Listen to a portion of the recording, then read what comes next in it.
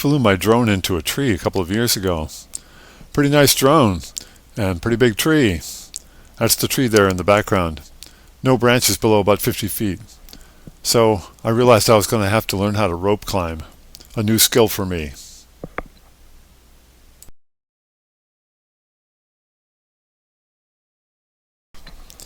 One day I was flying my drone. I wanted to see how far away I could fly and still have it under control.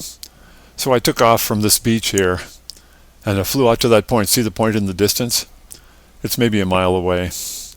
And I got there pretty quickly and I flew around the point without thinking about the fact that I was flying out of line of sight. There was no direct line of sight between the drone and my controller.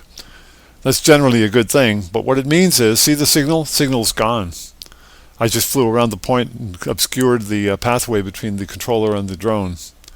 Now the drone automatically tries to figure out what to do, so it climbed up a little bit in altitude, and then it climbed up a little higher, and as soon as it acquired a signal, it started heading back home again without climbing any higher.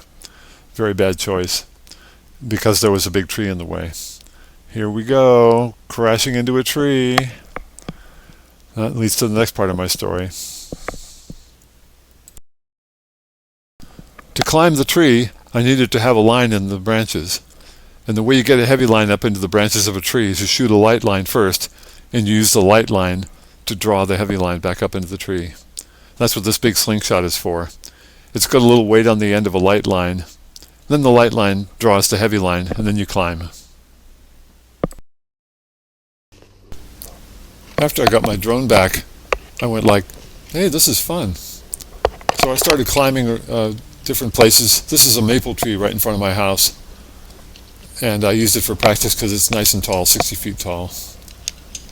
And it's a fun climb, not very difficult at all.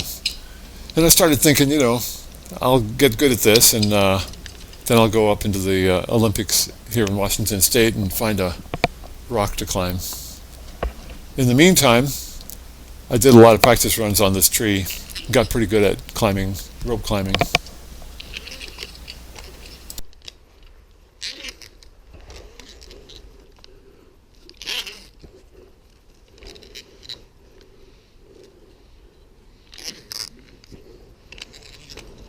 Hey, check this out.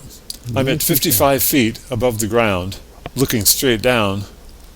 I'm pretty confident. But you know what? Before I learned how to rope climb, I would never have wanted to be up that high. I would have been scared to death.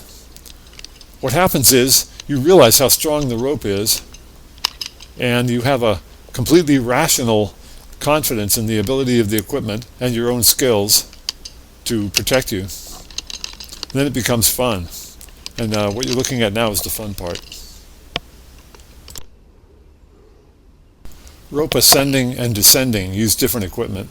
I have both with me. I'm switching over now into the descent equipment mode in preparation for descent. Both parts of equipment are easy to carry at once, no problem at all. Now I'm beginning my descent.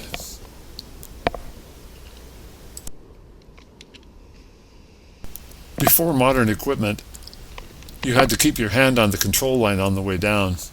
If you let go of the line, you fell.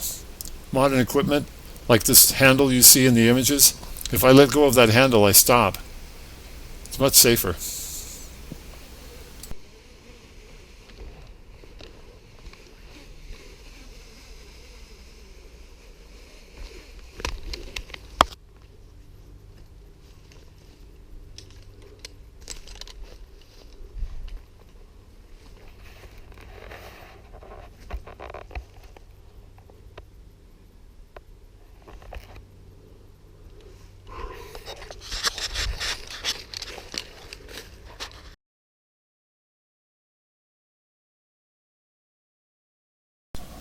This is one of my favorite climbing and rappelling spots in the Olympic Mountains in Washington State. Pretty nice spot, pretty rugged, nice rocks. And after a lot of practice sessions in trees and other similar things, I decided I was ready for this. It requires more skill and there's more chance of getting hurt, but if you have the right equipment, you're fine. A lot of fun.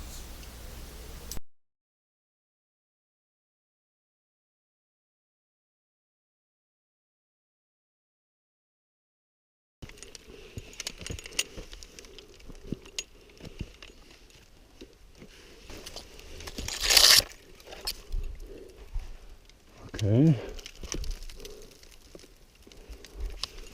Let's see what my fall line is here.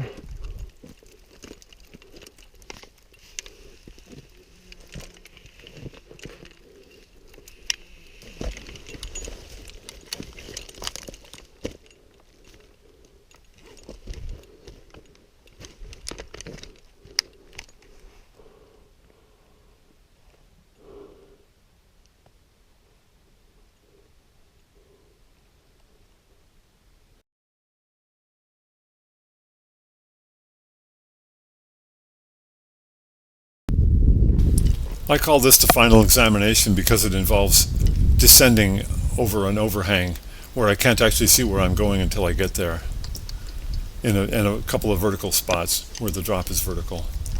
Obviously the tree, that was vertical, but I could see where I was going then. In this case, I'm heading toward a vertical drop, but I can't actually see where I'm going until I get there.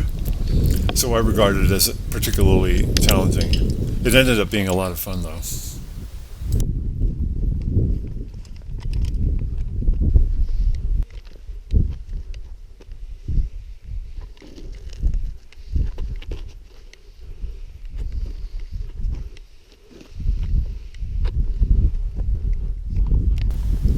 The funny thing about a climb like this in a rocky area is that a vertical drop with nothing around, like in my front yard in the tree, is safer.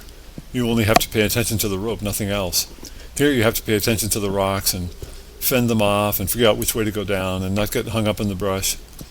Makes it more fun, but the fact is, it's technically easier to descend and ascend a suspended line with nothing around at all.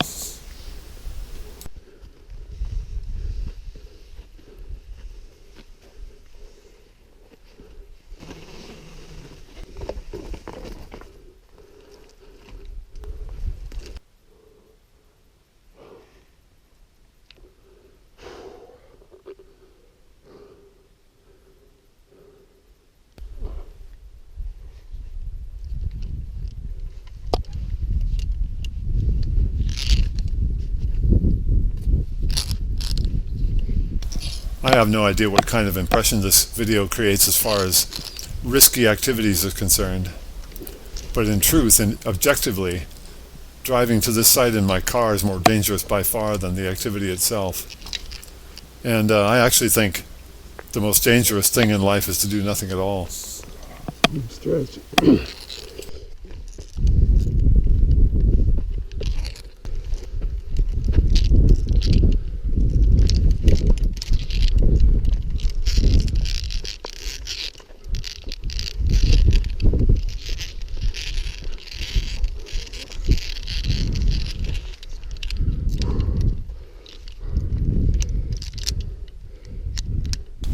You know, it was a purely personal final test that I made up for myself. Nobody else involved. But I think I got a passing grade. Thanks for watching.